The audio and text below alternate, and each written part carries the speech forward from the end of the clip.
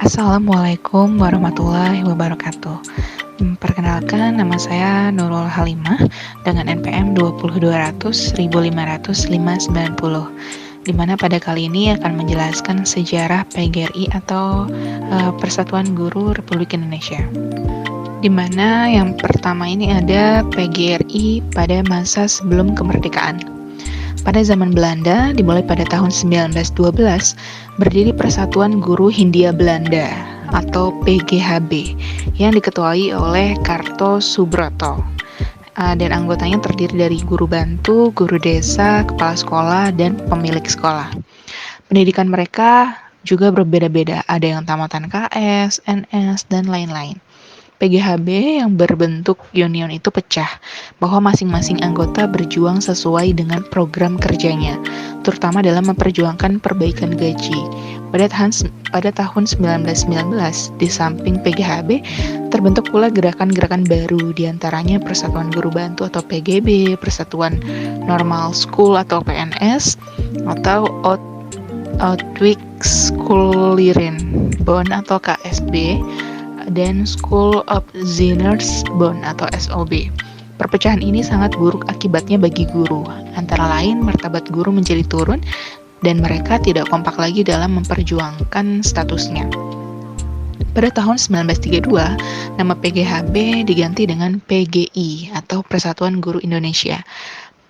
Penggantian nama Hindia Belanda dengan Indonesia dengan nama organisasi ini mengejutkan Belanda karena nama Indonesia termasuk yang paling tidak disenangi oleh penjajah Belanda karena mencerminkan tumbuhnya semangat nasionalisme. Sebaliknya, bagi para guru dan bangsa Indonesia umumnya, nama itu sangat disukai dan diidam-idamkan. PGI ini terdiri dari berbagai bond yang bercorak keagamaan, kebangsaan atau yang lainnya seperti Netherlands Indische Onderwijs Genootschap atau NIOG yang beranggotakan semua guru tanpa membedakan golongan agama, dan juga Christelijke Onderwijs Vereniging atau COV dan Katholike Onderwijsbond atau KOB, dan lain-lain. Lalu selanjutnya di sini ada PGRI pada masa awal kemerdekaan. Pada Kongres PGRI 1, yaitu pada tanggal 24 sampai 25 November 1945, Kongres Pendidik Bangsa pada tanggal 24-25 November 1945 bertempat di Sekolah Guru Putri atau SGP di Surakarta, Jawa Tengah. Dari kongres itu lahirlah Persatuan Guru Republik Indonesia atau PGRI yang merupakan wahana persatuan dan kesatuan segenap guru di seluruh Indonesia. Di antara pendiri PGRI adalah R.H. Kusnan, Amin Singgih, Ali Marsaban, Jajeng Sugianto, Sumidi Adisesmoto, Abdullah Nur Bambang, dan Sutono. Mereka serentak bersatu untuk mengisi kemerdekaan dengan 3 tujuan. Yang pertama, mempertahankan dan menyempurnakan Republik Indonesia. Yang kedua, mempertinggi tingkat kependidikan dan pengajaran sesuai dengan dasar-dasar kerakyatan. Yang ketiga, membela hak dan nasib buruh umumnya, guru pada khususnya. Lalu yang ketiga di sini ada Kongres kedua PGRI di Surakarta pada tanggal 21 sampai 23 November 1946. Melalui kongres ini, PGRI mengajukan tuntutan kepada pemerintah, yaitu yang pertama, sistem pendidikan secepatnya didasarkan pada kepentingan nasional. Yang kedua, gaji guru supaya tidak dihentikan. Yang ketiga, diadakan undang-undang pokok pendidikan dan undang-undang pokok perburuhan. Tuntutan tersebut mendapat perhatian pemerintah, terbukti dengan ditunjuknya R.H. Kusnan menjadi anggota panitia gaji pemerintah yang dibentuk oleh Departemen Keuangan RI. Lalu yang ketiga ini ada Kongres 3 PGRI di Madiun pada tanggal 27 sampai 29 Februari 1948. Kongres yang diadakan dalam keadaan darurat ini antara lain memutuskan bahwa untuk meningkatkan efektivitas organisasi ditempuh jalan dengan memekarkan cabang-cabang yang tadinya setiap Presiden memiliki satu cabang menjadi cabang-cabang yang lebih kecil, tetapi dengan jumlah anggota sedikitnya 100 orang diharapkan bahwa cabang PGRI yang lebih kecil itu dapat lebih efektif. Dalam cakupan daerah yang sangat terbatas itu, PGRI mempunyai 76 cabang, yang masing-masing ternyata dapat menunjukkan aktivitas dan vitalitas yang tinggi. Lalu di sini selanjutnya ada PGRI Masa Demokrasi Liberal. Ini di tahun 1950 sampai 1959.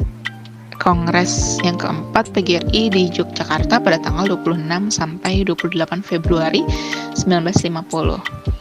Penjabat Presiden RI Asad memuji PGRI menurut pendapatnya tidak bisa lain dan pada pencerminan semangat juang para guru sebagai pendidik rakyat dan bangsa.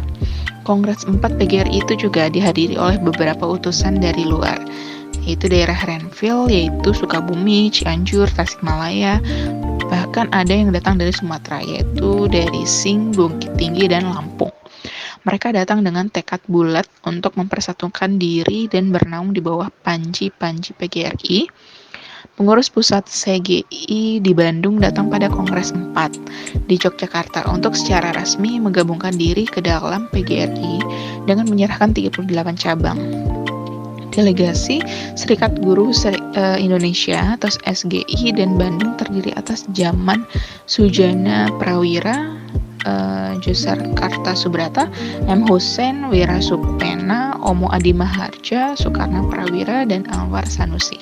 Menurut catatan, Kongres 4 mewakili 15.000 anggota dari 76 cabang.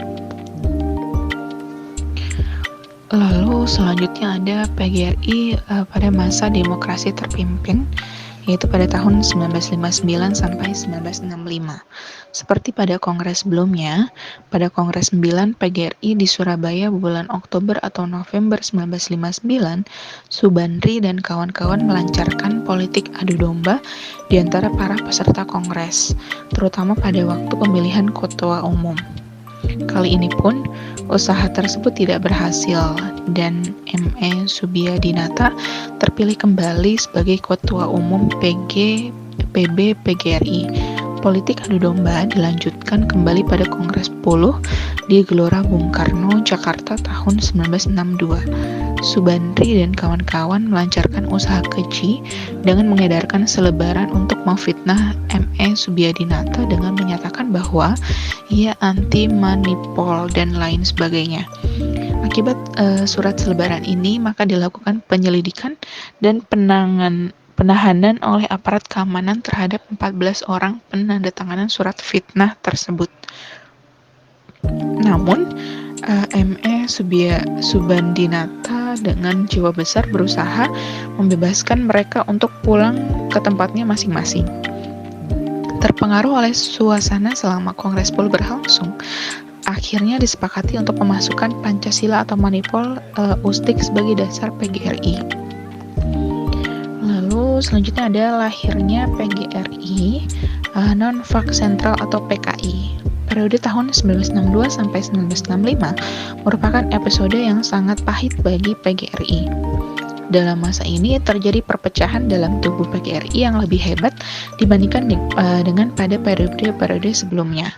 Penyebab perpecahan itu pun bukan demi kepentingan guru atau profesi guru secara keseluruhan, melainkan karena ambisi politik dan luar dengan dalih match forming and match wending, pembentukan kekuatan dan penggunaan kekuatan yang diterapkan melalui berbagai macam organisasi masyarakat.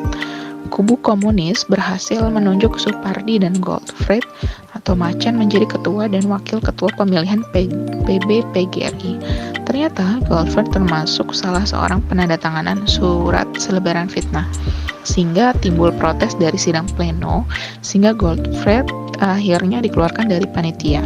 Dengan demikian, pemilihan ketua umum dan susunan pengurus PB PGRI berjalan lancar dan memilih kembali M.E. Subiadinata sebagai ketua umum. Lanjut. Di sini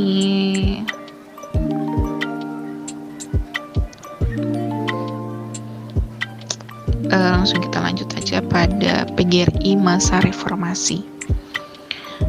PGRI juga melakukan serangkaian perubahan melalui Kongres 18 pada November 1998 di Bandung sebagai respon penyesuaian terhadap tuntutan reformasi.